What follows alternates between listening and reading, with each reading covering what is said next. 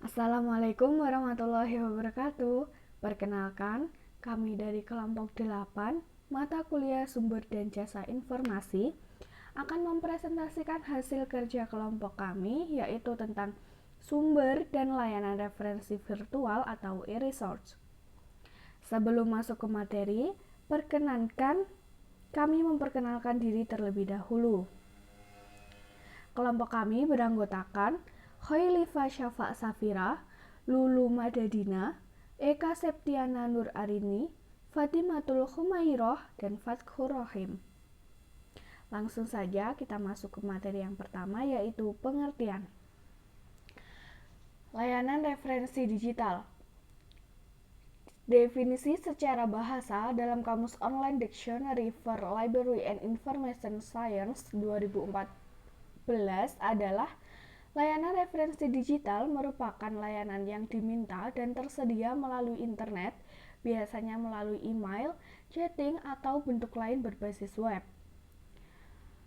Menurut Mars dalam Pedoman Penyelenggaraan Layanan Referensi Virtual oleh RUSA 2010 menyatakan bahwa layanan referensi virtual dimulai secara elektronik di mana pengguna menggunakan komputer atau teknologi internet lainnya untuk berkomunikasi dengan pustakawan tanpa hadir secara fisik ke perpustakaan.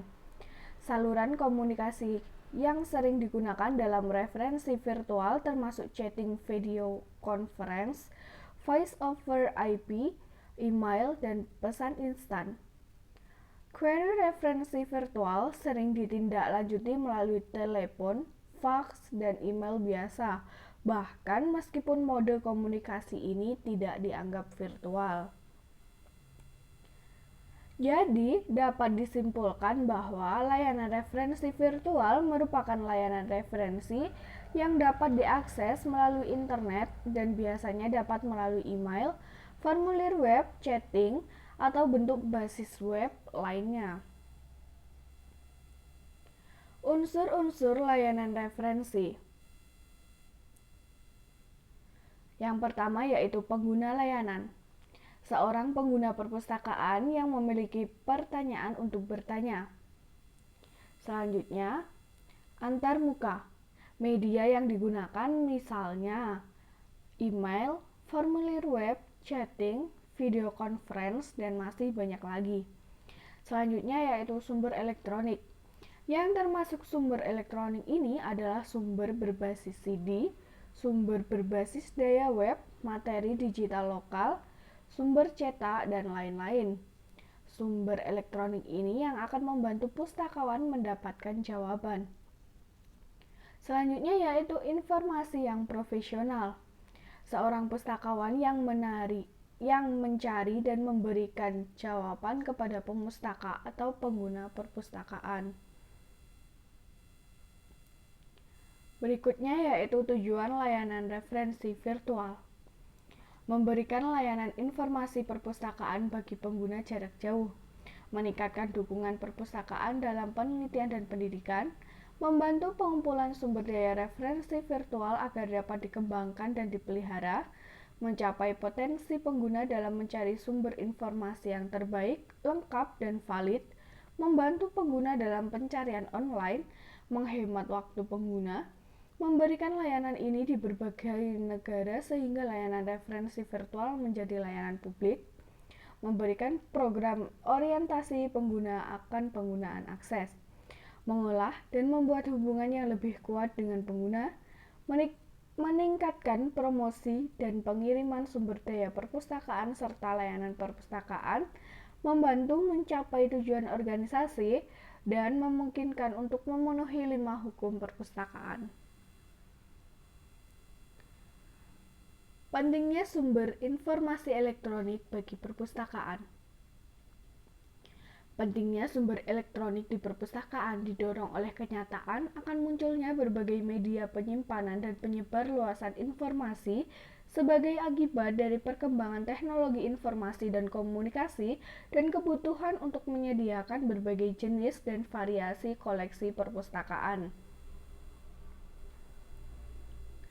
Jenis sumber daya elektronik atau e-resource. Yang pertama yaitu jurnal elektronik, biasa dikenal dengan sebutan e-journals. Yang kedua, buku elektronik, biasa dikenal dengan sebutan e-books. Biasanya ditawarkan baik dalam bentuk satuan maupun paket atau basis data dari penerbit. Contohnya yaitu eBrary, EBSCO Books, Wiley eBooks, dan Springer eBook. Selanjutnya yaitu basis data naskah lengkap atau agregasi. Sumber daya elektronik berbentuk basis data lengkap agregasi ini biasanya menyediakan e-jurnal, e-book, e-proceeding, e-paper, dan lain-lain dalam satu wadah yang diperoleh dari satu atau lebih penerbit atau penyedia konten elektronik. ProQuest dan EBSCO adalah salah satu contoh bentuk database agregasi. Selanjutnya, basis data indeks dan abstrak. Sebagai contoh, yaitu produk Scopus dan ProQuest Abstract. Selanjutnya yaitu basis data referensi, berupa biografi, kamus, direktori, ensiklopedi, dan sebagainya. Salah satu contoh dari sumber daya elektronik ini adalah Britannica Online. Selanjutnya, basis data statistik dan angka merupakan sumber daya elektronik yang menyediakan berbagai data berupa data statistik dan angka, biasanya berupa data-data perusahaan, data perekonomian, data statistik, dan lainnya. Contoh dari sumber daya informasi ini ialah OSIRIS, BPS Database, IMF Statistik, dan World Bank Database. Selanjutnya yaitu gambar elektronik, contohnya Google Image, Flickr, Instagram, iStock Photo, Shutterstock, dan sejenisnya. Yang terakhir yaitu sumber daya audio atau visual elektronik. Dalam bentuk audio visual, misal film, musik, dokumenter, dan sejenisnya.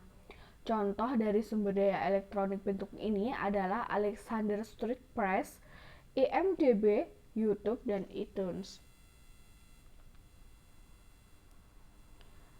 Pola pengembangan e-resource. Yang pertama yaitu born digital versus alih media atau digitasi. Born digital sejak awal lahirnya sudah berbentuk digital. Kedua adalah alih media, yaitu digitalisasi koleksi tercetak ke dalam bentuk koleksi elektronik atau digital. Yang kedua, berlangganan dan pembelian. Berlangganan merujuk pada kewajiban perpustakaan untuk membayar biaya tertentu sebagai kompensasi akses yang dilakukan dari waktu ke waktu. Artinya, perpustakaan perlu menyediakan anggaran rutin untuk dapat mengakses informasi elektronik. Yang ketiga yaitu free access dan open access. Perpustakaan melalui pustakawan atau staf perpustakaan dapat mulai mengumpulkan tautan-tautan ke sumber daya elektronik gratis dan terbuka untuk kemudian menyediakannya untuk pemustaka. Sumber informasi elektronik seperti Directory Open Access Journal atau DOAJ, Wiley Open Access, Springer Open Access, YouTube, dan sejenisnya adalah beberapa contoh dari adanya sumber daya elektronik berjenis free access dan open access. Materi selanjutnya yaitu kebijakan seleksi pengembangan e-resource. Yang pertama, technical feasibility. Hal ini penting untuk menjamin bahwa sumber daya elektronik tersebut dapat diakses secara optimal oleh para pemustaka dan sesuai dengan harapan awal dari perpustakaan. Berikut beberapa perkembangan teknik yang perlu diperhatikan oleh perpustakaan, diantaranya lokasi dan cara akses, pengaturan hak akses, kompatibilitas perangkat, lunak dan keras, fasilitas penyimpanan dan pemeliharaan. Yang kedua yaitu functionality dan reliability. Perpustakaan perlu melakukan pertimbangan dukungan fungsi-fungsi yang memberikan jaminan kemudahan akses terhadap sumber daya elektronik.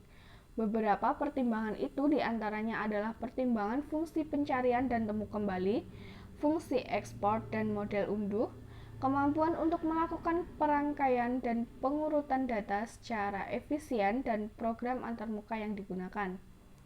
Selanjutnya, vendor support. Dukungan dari penyedia atau vendor dari sumber daya elektronik harus menjadi pertimbangan perpustakaan dalam pengadaan atau pengembangan e-resource. Penyedia atau vendor harus dapat memberikan informasi dukungan teknis, dukungan pengguna, hingga pelatihan bagi pengguna. Yang keempat yaitu supply.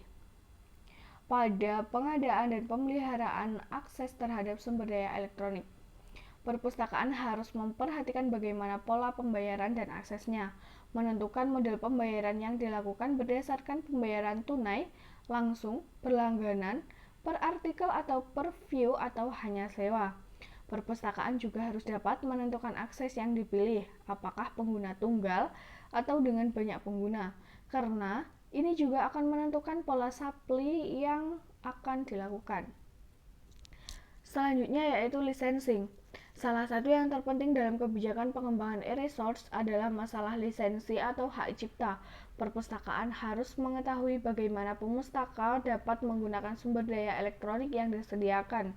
Adakah aturan-aturan khusus dalam pemakaian e-resource seperti seberapa banyak yang dapat diberi hak akses, berapa lama hak akses diberlakukan, dan lain-lain. Materi selanjutnya yaitu permasalahan dan tantangan pengembangan e-resource. Yang pertama, penyediaan infrastruktur TIK. Infrastruktur TIK berupa perangkat keras untuk alih media, komputer akses dan server, jaringan intranet dan internet, serta bandwidth. Semua infrastruktur itu sangat penting karena jika tidak ada maka akan memperlambat proses dalam mengolah atau mendapatkan bahan pustaka. Selanjutnya, prosedur dan proses pengadaan e-resource. Prosedur dan proses pengadaan e-resource, terutama yang berbayar, sampai saat ini masih menjadi polemik bagi berbagai pihak. Masih belum ada keseragaman pola pengadaan untuk e-resource yang disepakati bersama sehingga dapat menghindari pemborosan anggaran dan salah prosedur akibat ketidaktahuan. Selanjutnya yaitu dukungan SDM dan sumber daya finansial. SDM yang memiliki kompetensi terhadap pengolahan e-resource sangat penting dan dibutuhkan karena perpustakaan harus selalu siap dengan help desk yang membantu apabila terjadi permasalahan akses oleh pemustaka. Selanjutnya, sumber daya finansial perpustakaan harus secara detail dapat melihat kebutuhan pemustaka dengan membandingkan dengan anggaran yang tersedia.